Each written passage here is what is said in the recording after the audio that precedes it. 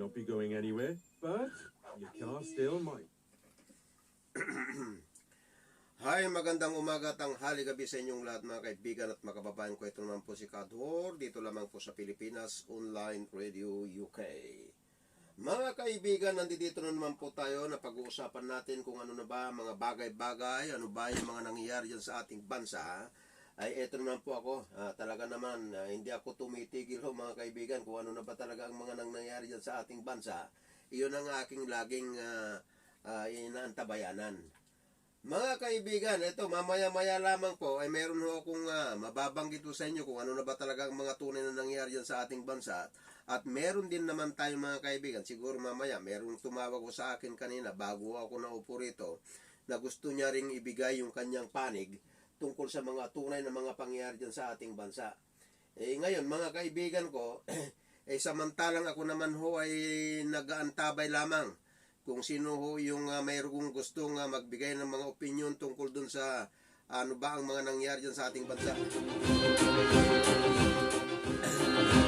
Mga kaibigan, meron ho tayong inaasahan ngayon, natatawag ho dito sa atin.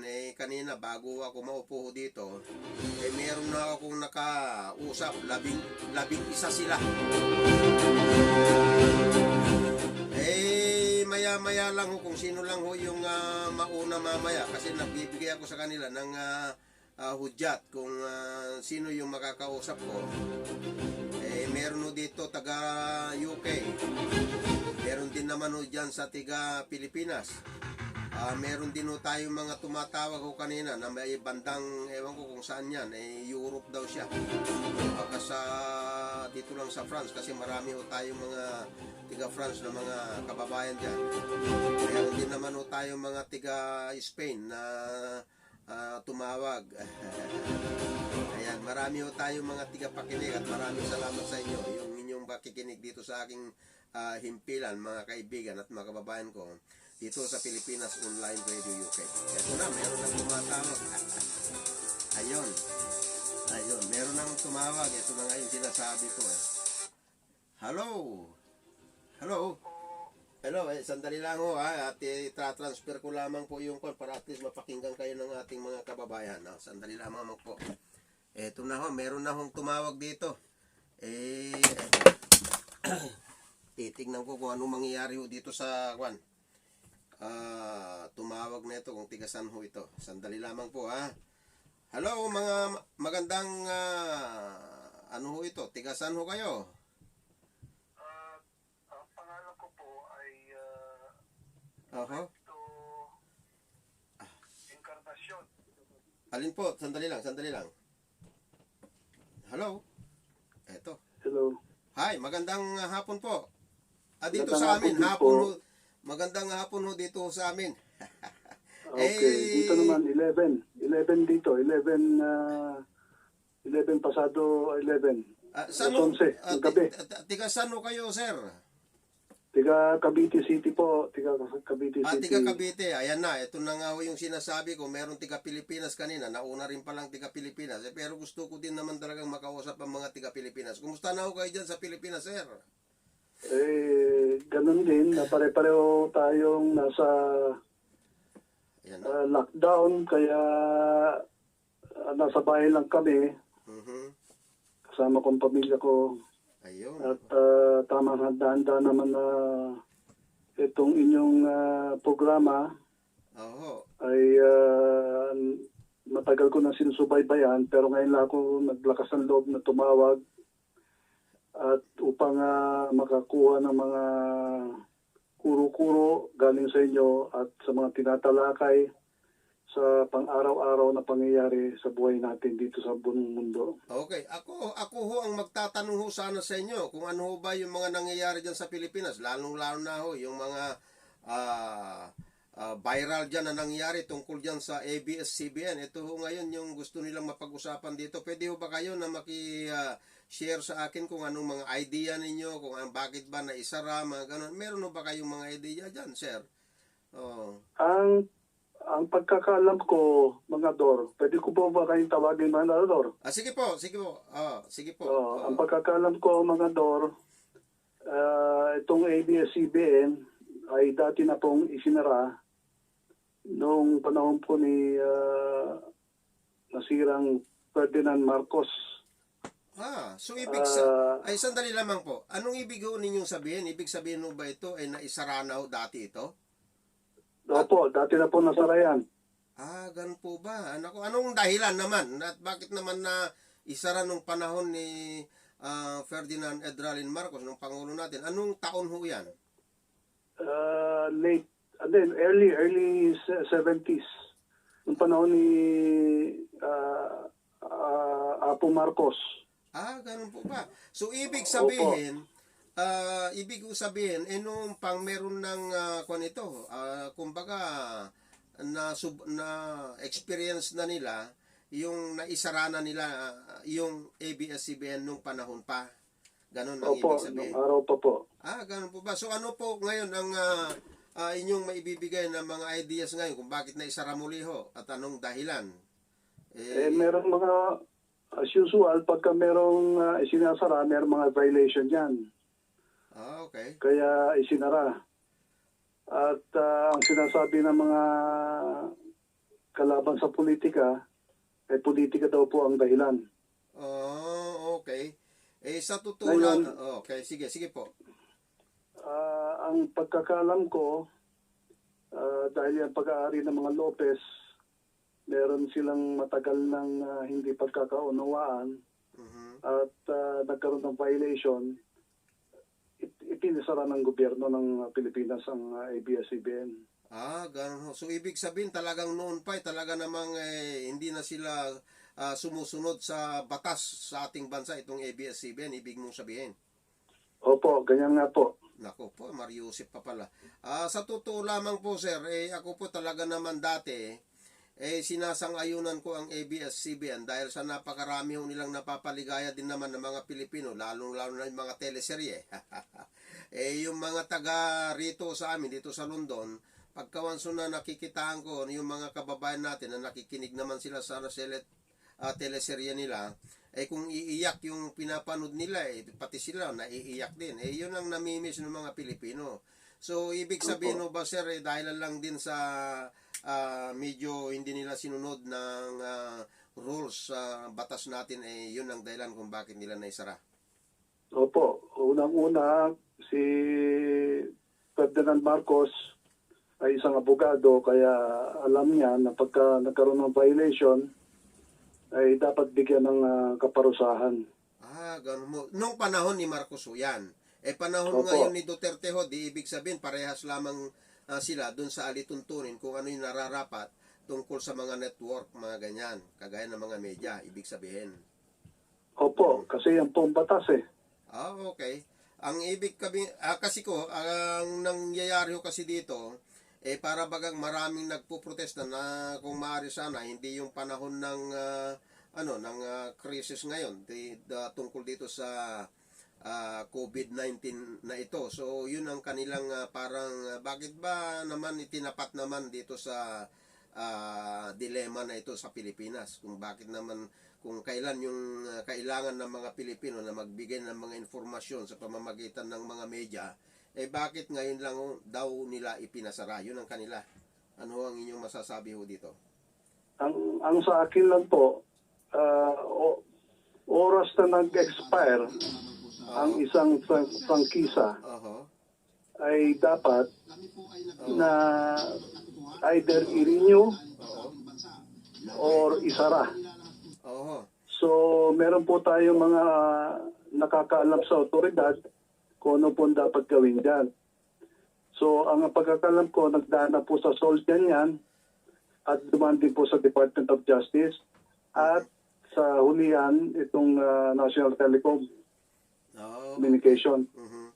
So, sila po ang gumagawa ng mga polisiya at mga dapat na kaparusahan kung sakaling hindi sila tutupad sa alituntunin ng ating gobyerno. So, sinabing expired, kaya nagkaroon ng COVID-19 o kung ano man sakuna ang nangyari, yung araw ng pagka-expire ay dapat either i-request nila for renewal or pabayaan na nila isara.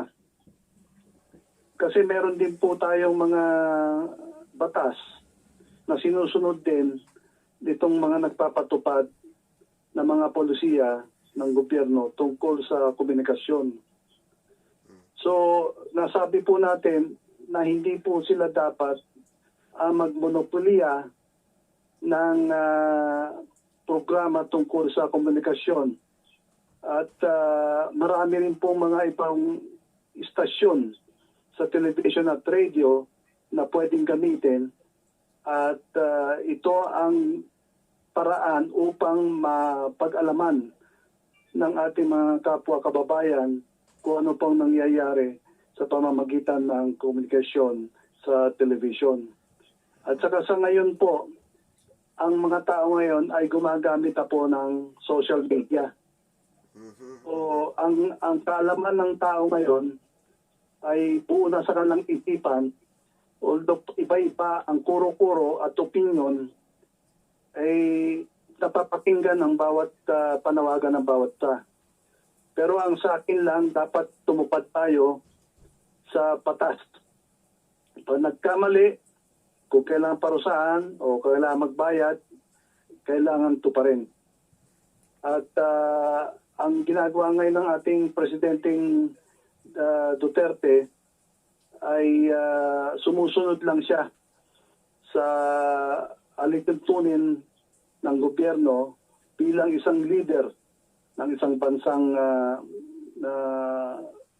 Pilipinas. Naniniwala sa demokrasya.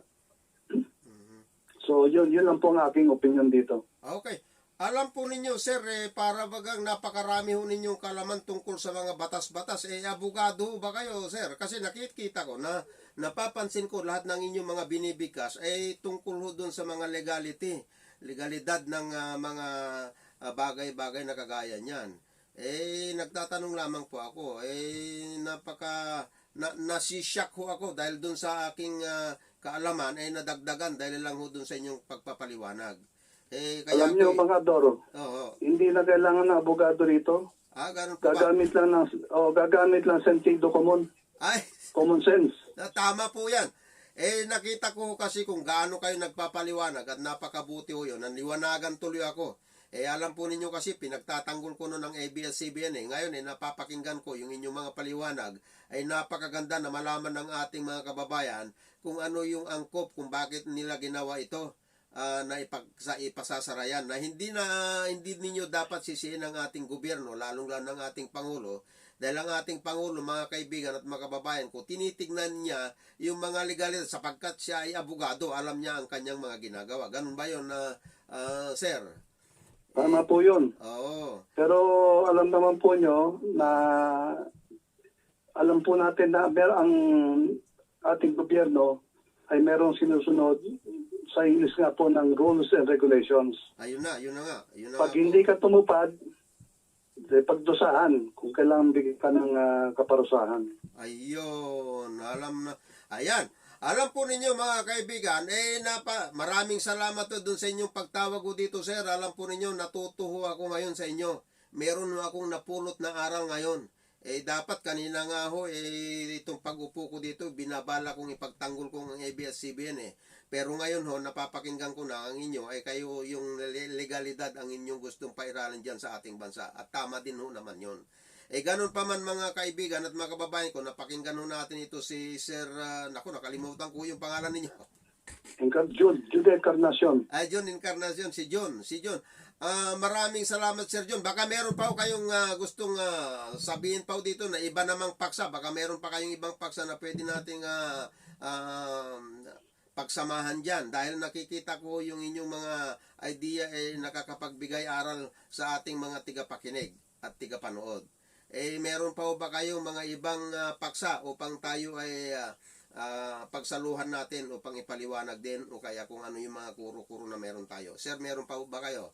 Ano pa ho ba? Meron pa po sana kung gustong idagdag. Okay. Tungkol po sa isang issue rin, tungkol dito sa PhilHealth. Ayun na nga. Yung PhilHealth, nga pala. Ano ang inyong idea tungkol dyan ho sa PhilHealth, sir? Ang nakikita natin, kahit sa buong mundo, Oo. ang lahat ng mga bansa ay may kanya-kanyang mga pagtulong sa health ng mga lahat ng mga katauhan, dahil ito po ang kanilang ginagamit kung sakaling sila'y nangangailangan sa kanilang kalusugan na wala sila kayang ibayad. Pero nagbibigay po sila ng kontribusyon para dito sa PhilHealth na ito. Okay. Ang nabalitaan ko ay parang merong anomalya. Ayun na. Hindi naman po ako ng sariling opinion, dahil babagsak na naman po tayo sa legalidad. Ayun. Naku, tama ho Oo. yan. Oo. Ganun pa man, nakitaan ko na naman ho kayo. Ito, nagbabiral ho dito sa buong mundo yan sa ating mga kababayan dito sa OFW na katulad ko ho. Talagang napakasakit ho sa aming parte ng OFW na kung bakit kami yung inuobliga na magtagdag ng mga 3% na naman. Napakabigat ho yan. Kung tutuusin ho, talagang ay pasakit na naman sa mga OFW. Bakit sila nag-iisip? Sino naman ho kaya itong mga may pakanaho dito upang sila ay pairalin na yung 3% na yan? Bakit nagkaganon? Ano ang dahilan? At bakit lagi na lang na ang mga OFW ang tinitignan nila ay kung papaano magkamal ng pera yung mga tao na nandiyan, lalong-lalo na yung mga nasa official ngayon, ang PhilHealth na yan. Siya nga ho pala, Sir John, meron kasi akong balita dyan tungkol dyan sa PhilHealth na yan. Yung mga dating mga nasa administrasyon, sila yung nagbigay, nag-appoint tungkol kung sino yung namamahala yung PhilHealth nung panahon na yan. At isa na nagbigay, nabigyan ng pagkakataon upang siya ay mamumuno ho dyan. Ito si Chief de la Serna, na ito ho yung ginawa nilang presidente noong mga panahon, that was 2000, ewan ko, yung panahon ni Noynoy yan. Ngayon, noong 2017, yan ang nakikita ko ng mga yan, meron ho silang mga hindi kanais-nais na ginawa ng mga opisyalis dyan sa PhilHealth. Kaya sila'y nalugi.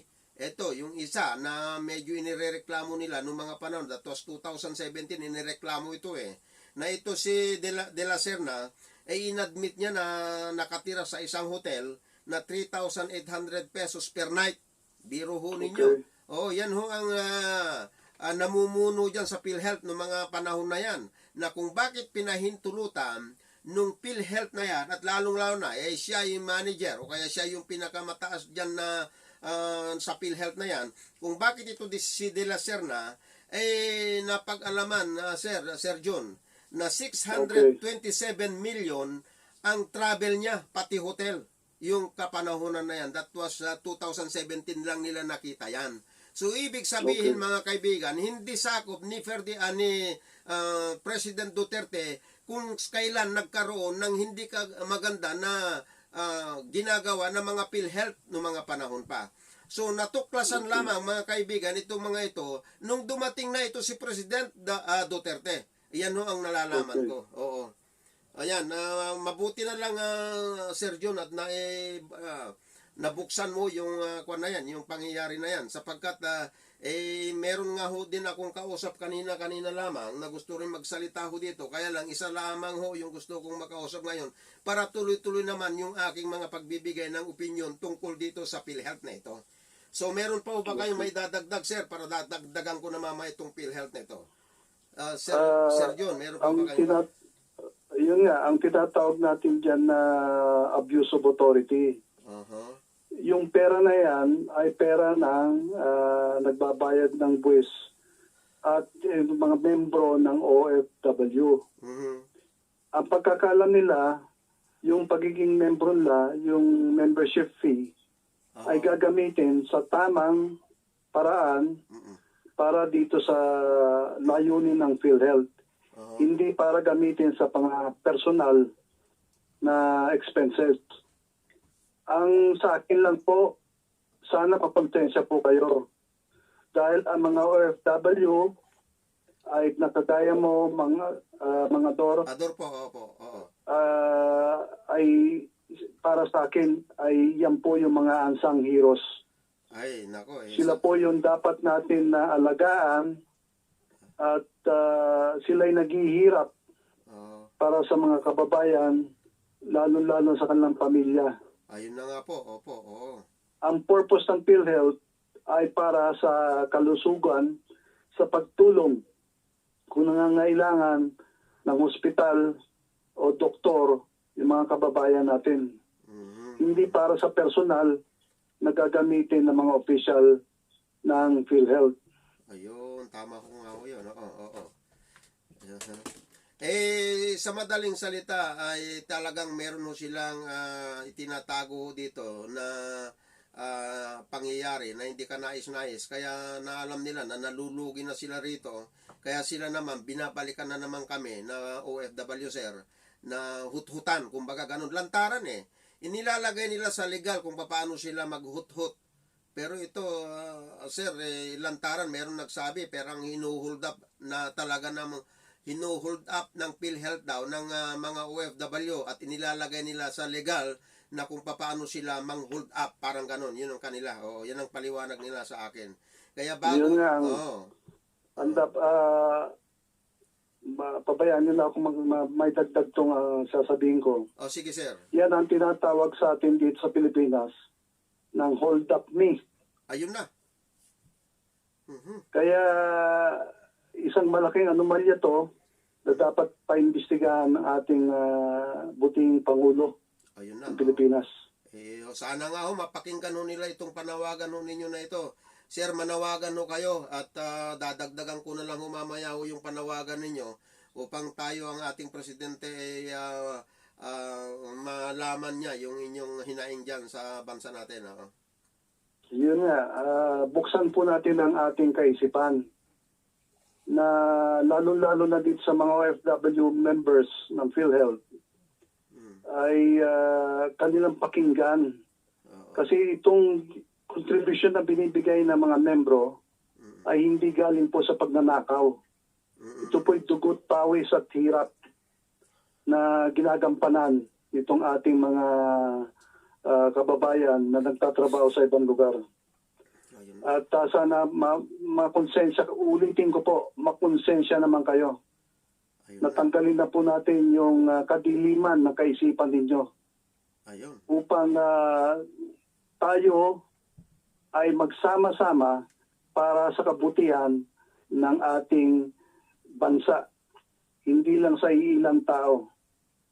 Ayun. Yun lang po ang aking masasabi. Nakikiusap kami na pakinggan po ni Presidente Duterte ang panawagan ng karamihan ng ating OFW na imbestigahan itong anomalya na to at parusahan ang dapat na parusahan. Naku, napakaganda. Sana yan nga ho ay mangyayari. Siguro sa pamamagitan ng inyong panawagan, Sir John, sana mapakinggan ng ating Pangulo yung ating hinaing na ito. Lalong-lalo na ang ating mga kababayan na OFW na sila ay talagang naghihirap. Talaga namang dapat lang nabigyan ng lunas itong pangyayari na ito. Sapagkat ito ay talagang pabigat sa aming mga OFW yung mga gustong mangyari ng PhilHealth na yan. Oo. Okay. Tama po yun. Oo. Kaya nga kami natutuwa dito sa Cavite City. Lalo-lalo na yung aking pamilya na nakikinig sa inyong Pilipinas Online Radio, UK. At kami natutuwa na merong isang taong kagaya nyo na nagpapaliwanag ang mga anomalyang nangyayari dyan sa Pilipinas. Ay, nako, opo. Maraming salamat po sa inyo, sir, sa inyong pakikinig sa akin dyan. At meron pa pong isang bagay, mga Dor, tungkol dito sa total COVID-19 ng ating nararanasan ngayon. Ang aming nababalitaan dito, although sa Zambales yata itong pabunan. Ay, yung pabunan. Yung magkapatid na doktor. Oo, eto nga ho yung... Si Willie at Ruben. Yun nga ho yung pinapaliwanag ko nung isang episode ko yan, na yung mga pabunan tungkol ho dun sa kanilang na-invento na gamot. Ano ba yung kwan ninyo dyan? Ano ba yung inyong nalalaman tungkol ho dyan sa Fabunan ho na yan. Kasi meron na ho akong nabanggit tungkol sa bagay na yan, lalong-lalo na yung mga pagdating tungkol dyan sa kung paano lumikha ng gamot. Ano bang inyong opinion ho dyan, sir? Ang akin lang, babalik tayo sa umpisa ng, ang pagkakaalam ko rito, itong Tabunan Brothers, mga doktor to, gumawa na sila ng research ito, mahabang research ito, at ginagamit nila yung kanilang vaccination sa mga Ebola cases at sa HIV. Marami na po at marami po nagpapa-injection tungkol dito sa mga na-discover nilang gamot para dito sa mga hindi natin mga invisible viruses na hindi mo rin mahahawakan, untouchable. Kaya para tayong sumusuntok sa buwan, hindi natin alam kung sinong kalaban. Ayun na. Ngayon itong magkakapatid na to, nagmamalasakit. Ang masakit pa, nung araw, pinasara yung kanilang clinic. May clinic ko sila dati. Sa San Marcelino. Okay. At ang nakakalungkot, kung sino pa po ay nakakatulong, yung po ang iniipit. Ayun na, naku po, Maria. Kaya dapat sana mag-isip-isip tayo, lalo-lalo mga kababayan natin, bakit umiiral yung crab mentality? Ayun na. Pag nakita nilang merong isang Pilipino na umuunlad o nakakadiskubre ng isang bagay na makakatulong sa buong taong bayan, ito po ay kanilang binablock. Kaya sa pamamagitan na naman ni Presidente Duterte, sana pakinggan po niyang mabuti at examinin, testingin, magkakaroon ng experiment. Kung itong ginagawa ng Tabunan Brothers ay talagang makakatulong dito sa coronavirus. Ayun. Sana tayo po ay mag-isip-isip at magkaroon ng pagkakaisa na tanggalin na yung inggitan at yung pagiging bida ng bawat isa. At atin pong unahin ang Filipino inventors kesa dun sa mga dayuhan. Ayun, tama nga ho yun. Para at least yung kagalingan ng mga Pilipino, yan nga ho ang aking mga iniisip kung bakit hindi nila binibigyan ng puwang ito. Kung bakit hindi nila tinutulungan itong mga Fabunan Brothers na ito, sapagkat sila naman ay willing sila na makatulong na dahil natuklasan na ho nila yan. Bakit hindi nila kausapin at saka bakit hindi nila binigyan ng pagsaliksik, tulungan kung paano yon, kung ito ba ay okay ba. At meron ho akong balita na tungkol dyan sa Fabunan Brothers na mga taga-Israel yata pinagka-interesan na ho yung kanilang na-invento na yan. Meron ho ba kayong balita ho na ganyan, sir? Tama yun, kinopya yung formula. Ayun. At ang makikinabang ngayon, ito mga Israel scientists. Ayun na, naku po, Mariusep. So, imbes na dyan sa ating bansa, ay Israel na ang nagbibigay halaga na itong na-invento ng mga brothers na yan, yung Fabunan na yan, ang ibig sabihin. Tama po yun. Okay. Yung po nga dapat alisin sa ating isipan, yung crab mentality. Ayun na. Kasi pag nakita lang merong umuunlad na Pilipino, ay kailang pilit na hinahatak. Pababa. Upang ito'y bumagsak. Ayun na. Pababa. Kaya kami po ay nakakiusap, lalo-lalo dito sa Cavite, na bigyan pansin ng ating Pangulong Duterte ang mga bagay-bagay na ganito. Lalo na kung ito'y makakatulong sa kapwa nating Pilipino at sa mga taong tiga-ibang bansa. Ayun, tama nga. Napakaganda nga ho sana yung alam po ninyo ang inyong mga pananalita. Well-versed kayo sa mga issues dyan sa ating bansa. napapansin ko na talagang kayo ay nagsasaliksik kung ano talaga ang mga nangyayari dyan sa ating bansa na sir. Bagamat kayo tigaryan, napakaganda ho yung ating pag-uusap po ngayon. Nadagdagan ho ang idea ko kung paano ho ba yung nangyayari dyan sa ating bansa. Minsan nga ho, meron ho akong kausap na tigaryan din mismo na gusto din nila ipaksa itong si Fabunan. Kaya lamang po, nung nagkakausapan ho kami tungkol sa bagay na yan, medyo hindi niya naintindihan yung iba. Hindi kagaya ho ninyo na talaga namang parang alam na ho ninyo yung mga nangyayari. Kaya malaking pasasalamat ko sir sa inyong pagtawag dito dahil nabuksan na rin yung aking isip tuloy ngayon na kinakailangan babalikan ko itong mga ito at ipapaliwanag ko rin sa ating mga kababayan kung ano yung gusto ninyong gawin o kaya mangyari dyan sa ating bansa. Maraming salamat sa iyo sir. Ganon pa man ganon pa man sir, baka meron din ho kayong gusto pang sasabihin sa ating mga kababayan. At nakikinig naman na sila sa iyo. Sige, binibigyan ko kayo ng pagkakataon upang kayo ay magsalita. Kausapin mo ninyong ating mga kababayan. Sige, sir. Tama po yun. Okay, sige po. Ako po'y nakikiusap sa kapwa nating Pilipino na tayo po'y magtulungan. Tayo po'y magkaisa para sa kaiunlad ng ating bansa. Ayun. Ngayon, ito pong coronavirus na to, ay makikita rin natin yung sinasabi na sa English na there's a light at the end of the tunnel. Ayun na. Alam po natin na ito po'y temporary lang. Or kung ito man ay totoong man-made, ay itigil na po yung ganyang kademonyohan na gagawain ng ibang tao. Kaya ang tangi lang makakatulong nito, unang-una ang Panginoong Diyos at ang pangalawa, ang ating gobyerno.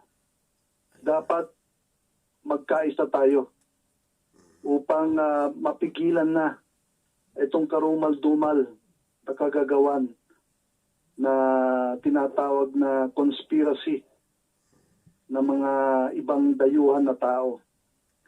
At ang ating pinagbibintangan dito at ang ibang tao, ang kanilang pinofocus ngayon, yung ginawa nitong China diyan sa kanilang laboratorio sa Wuhan. Kung ito may kanilang pagkakamali, dapat nilang admitin. At sila'y pumayag sa isang independent investigation na gagawin na magkaroon dapat ng isang resulta upang malaman kung sino talaga ang may utak nito. Marami na pong taong nadamay. Unang-unang US, ang laki pong mga kababayan natin ang mga namatay. At binuwis ang kanilang buhay upang matulungan itong may mga sakit ngayon dito sa Amerika. Untouchable at saka invisible na virus. At ating pong isipin na sa ngayon, mga 18 months pa bago ma-discover kung ano yung talagang vaccine na gagamitin dito. Puro trial and error. Kaya may stages yan at alam po natin ang scientifico ay hindi basta-basta sa kanilang paggagawa ng mga bagay-bagay. Diyan din po ako natutuwa dito kila Fabunan Brothers na 30 years na sila nagre-research tungkol sa kung ano ng mga virus. Kaya lang ang nangyayari, kung nakaka-discover na kung ano yung nagpe-prevent sa sakit, ay doon naman hinaharang ng ating otoridad. Pagbigyan po natin, pakinggan po natin, magkaroon po na eksperimento upang ito'y talagang malunasan at itong paglunas ng gagawing vaccination ay makakabuti sa buong mundo, hindi lang sa Pilipinas. Ayun na nga po, opo, yan na. Yun lang po ang tani ko masasabi at nagpapasalamat ako mga Dor at binigyan mo akong pag-asa sa mga nangyayari, lalo-lalo na ngayon. Tayo'y naka-lockdown. Hindi natin malaman kung kailan magbubukas ulit. At doon sa pagbukas, baka magkaroon ng second wave, hindi na po natin alam kung ano mangyayari. Ayun na. So, itong ating gobyerno, gumising. Hindi latang mata at kaisipan sa mga pangyayari. Yun lang po. Maraming salamat po sa inyo, Kador. Okay, maraming salamat sa iyo, Sir John Veneracion, no ba? Encarnacion. John Encarnacion. Maraming salamat sa inyo, sir. At ako'y talagang nagpapasalamat sa inyong pakikinig dyan sa Cavite sa akin. Maraming salamat sa inyo, sir. Maraming salamat din. Okay. At sana sa susunod, makagkaroon pa rin tayo ng talakayan. Hinihiling ko po yan na pagkatapos nito, tatawagan ko kayo ulit at tayo ay mag-usap tungkol sa bagay na yan. Yan din ho ang aking iniisip. Maraming salamat din ho sa inyo, sir. Maraming salamat. At Okay, mabuhay sir. po kayong lahat dyan. Okay, sir. Maraming salamat. At kumusta na lang po kayo dyan sa inyong buong pamilya. Maraming salamat po, sir. Okay. Alright. Bye-bye. Okay, bye. Alright. Mga kaibigan, kung tutunghayan na natin ang mga tunay na pangyayari ngayon, ayan, mabuti na lang at meron tayong mga tigapakinig. Ayan, doon pa, tiga Cavite. Maraming salamat sa ating tigapakinig. At siya po ay nagbigay sa atin ng kanyang idea kung ano ba yung mga nangyayari dyan sa ating bansa. At talagang siya ay nagkagalaiti din ho siya. Sa totoo lamang yung kanyang mga pangyayari dyan sa ating bansa, lalong-lalo na ang kanyang kagustuhan na magkaroon ng sana pagbibigay ng importansya rin dito sa mga fabunan na yan. Sa totoo lang mga kaibigan at mga kababayan ko, kung tutunghayan natin yung kagustuhan ng ating mga kababayan, nakagaya na lang ito si Mr. Ano ba yun? June ba yun? Si June Encarnacion. Maraming salamat sa iyo, sir, sa iyong pagtawag dito sa aking Himpilan Pilipinas Online Radio UK.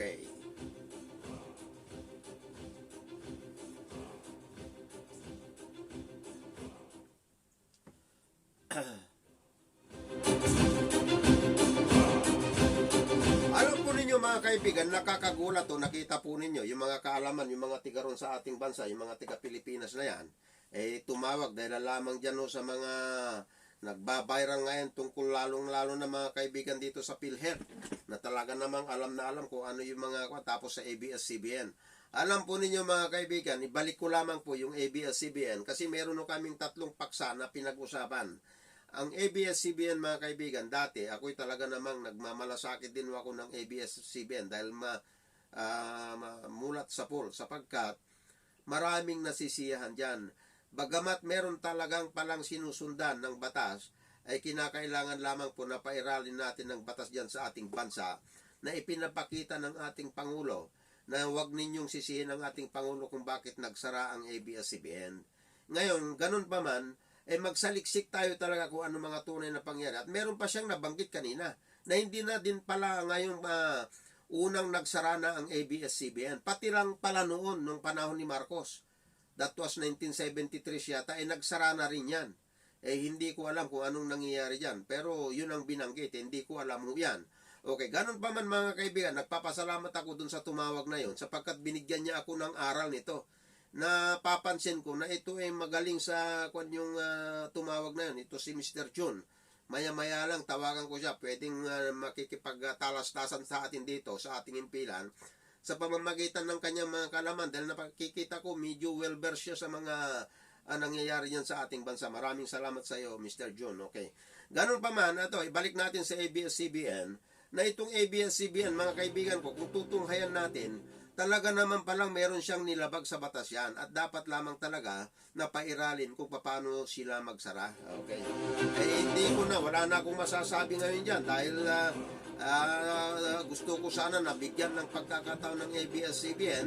Kaya lamang po, itong sa pamamagitan po nung si Mr. John Encarnacion ay naipaliwanag niya na meron din pa palang noon pa. Kaya pala siguro gusto nila ulit, baka mangyari ulit na magkaroon ulit ng pagkakataon na kagaya nung una na isara na tapos binuksan. Ayan, mga ganon. Okay. Ganon pa man mga kaibigan, nilisanin na natin yung paksa na yan sa ABS-CBN na yan sapagkat marami ho dyan kasi medyo napapansin ko kung paano ho yung ABS-CBN na talaga namang napakarami din ho naapektuhan dyan sa totoo lamang. Sa totoo lamang, pati rin ho ako naapektuhan din ho ako dyan pero wala tayong magagawa dyan. Kung yun ang batas, ay batas. Dapat sundan mo talaga yan.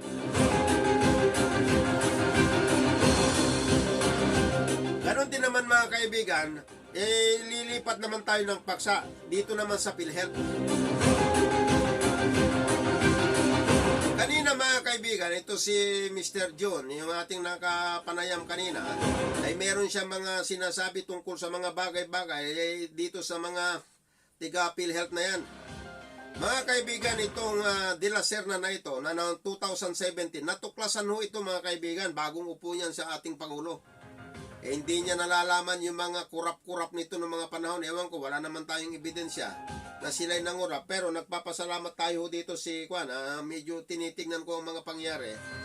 Nagpapasalamat ako dito kay Representative Arnolfo Teves at saka si Pantaleon Alvarez na sila po yung nagsaliksik kung bakit ano ba ang nangyari dyan sa PhilHealth. That was 2017.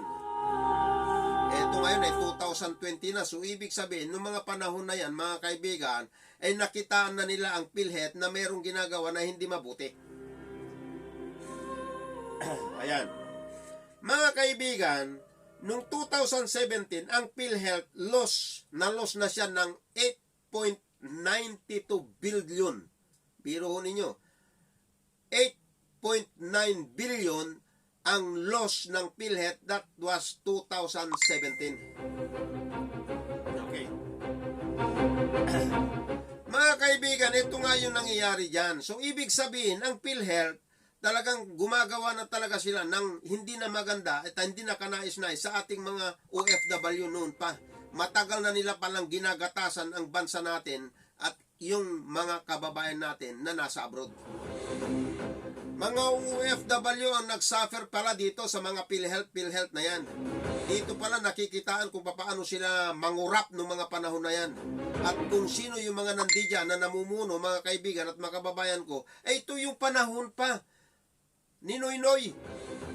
Na kung tutunghayan natin mga kaibigan at mga kababayan ko, yung mga pinaggagawa ng PhilHealth ay talagang mandarambong itong mga ito. Sapagkat ito, gusto na naman nilang linlangin ang ating mga OFW. Nakakasakit damdamin na kung bakit ang OFW ang nakikita ninyo na pagkuhanan ng inyong mga gustong kurapin na naman. Kayo, mangungurap kayo talaga. Oh. Kaya ko sinasabi na kayo ay kurap sapagkat meron dito nakatuklas sa inyo na sa pamamagitan ni Teves at saka si Alvarez tungkol doon kung paano kayo nalugi 9.8 billion at nakitaan niya ng isang bagay lamang. Ako, yung nakita ko dito mga kaibigan na naisend sa akin ng ating mga kababayan na dyan taga Pilipinas yan, na yung palang president dyan na ito si De La Serna, yung babae ito, Chief De La Serna, ay siya pala ay bumabayad ng 3,800 pesos per day, per night dyan sa kanyang tinitirhan na hotel. Biro po ninyo kung paano sila lumustay ng pera ng bansa natin at ang ating mga kababayan. 3,800 pagkatapos ho siya mga kaibigan, ay meron din ho siyang travel kung saan-saan nagta-travel mga kaibigan. At siya ay nakagasto siya sa loob ng kanyang pamamahala ng 627 million mga kaibigan at mga kababayan ko. Yan ang kanyang mga nalustay na makita ho ninyo kung anong nangyari. Nakakasakit damdamin mga kaibigan at mga kababayan kung anong nangyayari. Kaya kung makikita ho ninyo kung ano na ang nangyayari mga kaibigan, dito na ninyo maisip ngayon na talaga naman binaliwala nila yung mga contribution natin ng mga OFW ng mga kapanahonan nila. Talagang dinustay talaga nila. Ganun mga kaibigan, kaya nakakasakit damdamin mga kaibigan at mga kababayan ko kung ano yung mga nangyayari. Ito yung masakit. Napakasakit mga kaibigan ko kung ano yung mga tunay na pangyayari dyan sa ating bansa na natutuklasan natin. Ano ba ang mga tunay na pangyayari ngayon dyan sa ating bansa? So ang mga nakita natin mga kaibigan at mga kababayan ko na pangyayari dyan sa ating bansa ay kung papaano nila nilustay. Kung papaano nila nilustay mga kaibigan at mga kababayan ko ang kaban at ang ating mga PhilHealth dyan. O makita ho ninyo kung anong nangyayari. Kaya kung minsan mga kaibigan at mga kababayan ko, masakit man na isipin. Pero ganun talaga ang nangyayari na dyan sa ating bansa. Talagang tapos na eh. Kumbaga, naibigay na niya na dyan sa ating bansa kung ano yung mga nangyari. Nilustay nila ang pera ng PhilHealth. Kaya sila na naman ay gusto na naman tayo ninlangin na mga OFW. Yan ho ang mga nangyayari. Kung makita ho ninyo yung mga tunay na pangyayari ngayon dyan sa ating bansa, masakit. Talaga namang karumal-dumal, kumbaga kung tutunghayan natin ang mga nangyayari. Napakasakit man na isipin kung bakit nagkaroon tayo ng mga pamahalaan ng mga panahon. Makita ho ninyo, hindi ho panahon ni President Duterte ito. Kaya wag ninyong sisihin na ito si President Duterte, hindi siya yung may pakana dyan na kung paano magkaroon ulit ng 3% na hinihingi ng PhilHealth. Noon pa yan, batido na sila kung paano sila manloko ng mga OFW itong mga ito. Mga kaibigan, Mr. President, please lamang po, pakibusisi lamang po dyan sa PhilHealth talaga kung ano ang mga tunay na pangyayari dyan sa ating bansa, lalo nga dyan sa PhilHealth na yan, at ang mga naapektuhan, yung mga sinasabi ninyong hero, yung hero dito ng mga OFW, samantalang ang mga hero niluloko ninyo, mga tika PhilHealth na yan. Nakakasakit damdamin kayo. Mga kaibigan at mga kababayan ko, sa pamamagitan po ng aming programa na ito, nagpapasalamat din ako dahil meron ho tayong mga masugid na mga tiga-subaybay na nagbibigay din ng mga idea kung ano ba yung mga tunay na pangyayari dyan sa ating bansa. Mga PhilHealth kayo, napakabalasubas ninyo. Gusto ninyong lukuhin ng mga OFW. Anong klaseng meron kayo dyan sa PhilHealth na yan? Mabuti na lang at tinitipid ko ng aking sarili sa pagmumura. Noong mga panahon, minumura ko yung gaya ninyo. Ito pa, bilang paalaala lamang sa mga taga-PhilHealth, bigyan ninyo ang napakaganda rin naman na tanawin tungkol dyan sa ating mga kababayan, lalong-lalo na yung mga OFW. Kayo talaga, masakit man na isipin kung bakit nagkaroon tayo ng ganyan ng mga opisyalis dyan sa ating bansa na hindi nila tinitignan ang kanilang mga sinasakupan at hindi nila tinitignan kung ano talaga yung kanilang tungkulin. Ang tinitignan nila mga kaibigan kung paano sila magkamal ng kanilang pansarili lamang. Yun ang nakikita ko dito. Nakakasakit kayo. Pagkawal na ako'y nag-iisip tungkol sa PhilHealth na yan, nasasaktan na ako. Sapagkat napakarami kasi dyan mga kababayan natin na talaga namang naghihinagpis dyan sa 3% na yan na gusto ninyong pairalin sa mga kababayan natin. Napakasakit. Mga kaibigan, kung tutunghayan na natin ngayon ang mga pangyayari dyan sa ating bansa, kung sino yung mga dati na mga opisyales, sila pa rin yung gumagawa ng paraan upang bigyan ng hindi magandang tanawin dyan sa ating bansa, lalong-lalo yung mga PhilHealth na yun, lalong-lalo ang ating mga kababayan na naghihirap, mga kaibigan at mga kababayan ko. Hirap na kami dito sa mga OFW. Masaklap. Ang mga kasamahan natin dito, lahat, kung saan man, ilan-ilan lamang ang magaganda ng trabaho. Karamihan mga kaibigan at mga kababayan ko, lalong-lalo na dyan, kayong mga nandyan sa Pilipinas na hindi nyo alam kung anong nangyayari dyan sa amin dito sa mga OFW, yung mga iba dyan hinayakap ang mga inodoro. Pero ninyo araw-araw nilang ginagawa yan para lang kumita. Masakit, natatalsikan ng kanilang bibig yung galing mismo sa bowl ng toilet. Pero ninyo, pagkatapos gaganunin lang ninyo ang mga OFW. Kayong mga taga-PhilHealth, napakawalang yan ninyo talaga. Hindi nyo tinitignan kung ano yung nangyayari dyan sa amin. Yung mga kasamahan ko, halos lahat kung sa buong mundo, karamihan dyan, mga nagtatrabaho sa mga bahay-bahay araw-araw, nakakasakit damdamin. Meron akong mga nakikita na mga kababayan natin kung minsan awan ako, lalong-lalo na yung pag-i-spray nila sa gamot. Yun ay nakakasakit din sila dyan dahil lamang dyan. Pagkatapos hindi ninyo inuunawa kung ano yung damdamin ng mga OFW, tapos kitang-kita kung paano nyo nilulustay lang namang ang pera ng PhilHealth, tapos kayo naman ay kayo ibibigay ninyo sa amin ng inyong problema. Anong klase kayo?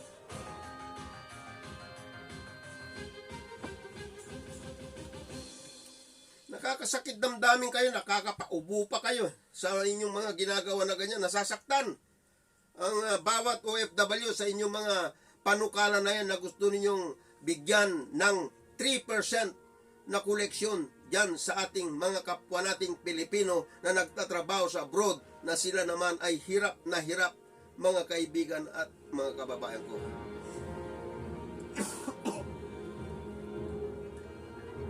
Mr. President, please lamang po, pakibusisi po ang PhilHealth. Kung meron kayong kinakailangan na tanggalin dyan, ay please lamang po tanggalin na ninyo yan, dahil hindi makatao ang kanilang gustong mangyari sa ating kapwa nating Pilipino na OFW. Sus Mariosep kayo, mga taga PhilHealth, dahil nakakabwisit kayo. Okay. Ililipat naman natin ng paksa, mga kaibigan, tungkol dito sa ano ba yung sabi kanina ni Kwan tungkol sa fabunan? Yung dalawang magkapatid na sinasabi yung mga kaibigan, na si Dr. Fabunan, tungkol dun sa kanilang nalikha, yung mga kanilang mga nadiskubre kung paano magamot ang mga viruses na yan, meron ho akong balita, ewan ko, napabigay nila sa akin ito na impormasyon, na ang nakakuha na ho pala dito sa formula ho nito ay tiga Israel na. At ito ho yata ay kanilang pinakikinabangan nandiyan sa Israel. Hindi ko alam din po ito. Wala pa ang update sa akin. Ganun pa man, mga kaibigan, ang mga fabunan, Mr. President, ito, nako, Mariosep, oo.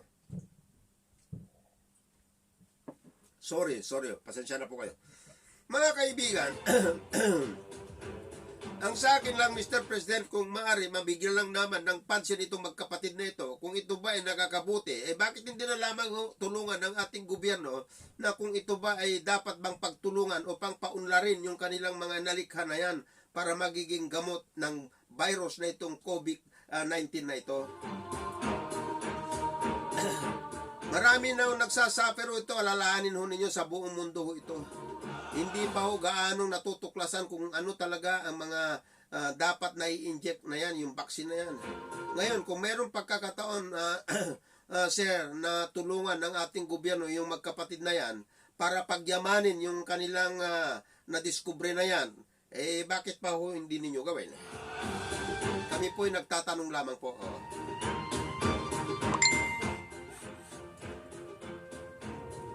Ganun pa man, mga kaibigan at mga kababayan ko, sa susunod ho na araw, meron ho akong mga kausap ho, gustong makipagtalaktakan ho dito sa aking himpilan.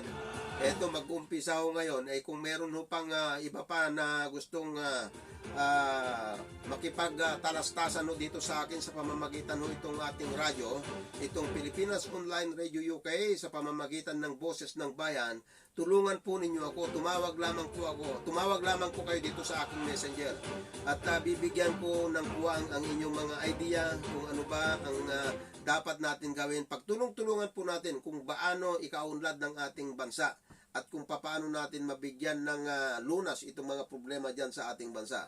Tulong-tulong po tayo. Ito na kung na naman yung oras natin, dahil meron tayong iba pang mapupuntahan ngayon, dahil tayo ay nagtatrabaho. Tignan ho ninyo, kahit na may COVID na dito, lockdown ho dito sa London ngayon, pero pumapasok pa rin ho ako. Ganun ho talaga kung walang trabaho, wala rin kita, ganun lang ho yun. Bagamat magbibigay ng kunti lang yung amo, ano naman basta kailangan natin ho ang trabaho. Okay, sa susunod po na araw, bagong lahat yan, ay gusto ko munang batiin ng ating mga kababayan, lalong-lalo na ito si Dr. Ugalino ng Ballesteros. Binabati ko kayo, Doktor. Ganon din naman, binabati ko ito si Mr. Kines ng Canada, na lagi kong pinapakinggan, lagi kong iniisip yung kanyang mga pinagagawa, nabigyan niya ako ng mga informasyon kung ano ang nangyayari dyan sa ating bayan, Ballesteros, kung saan ako ipinanganak. Maraming salamat sa iyo, Mr. Kines, sa mga informasyon mo, ating ko. Mabuhay ka. Ganon din naman, binabati ko mga kaibigan, ito si Attorney Gonzales at ang kanyang buong pamilya. Si Ma'am Dali at saka si Ma'am Arlene, si Ma'am Kim, kumusta po kayo? Ganon din naman, binabati ko si Ma'am AJ ng Nueva Ecija. Magandang hapon sa iyo, Ma'am. Yan. Si Ma'am Rose, ganon din. Sila Obre, sila Heidi. Ito, mga kasamaan ko sa simbahan itong mga ito. Kumusta ko kayo? Lalong ng ating pastor, Pastor Jimson. Kumusta ko kayo, Pastor? Mabuhay ka.